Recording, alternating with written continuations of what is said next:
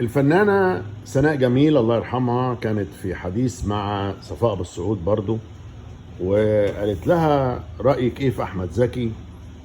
فقالت رأي جميل يعني فوق الوصف بصراحة، حاجة لم تكن صفاء بالسعود تتوقعها، يعني انه عملاق في التمثيل يعني.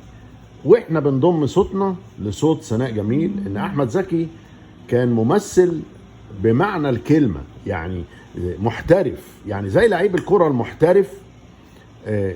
احمد زكي كان محترف، مش بس هاوي، هو حول الهواية بتاعته الى احتراف. والاحتراف في التمثيل معناها انك انت تقول له يعمل اي دور بيعمله ازاي بقى؟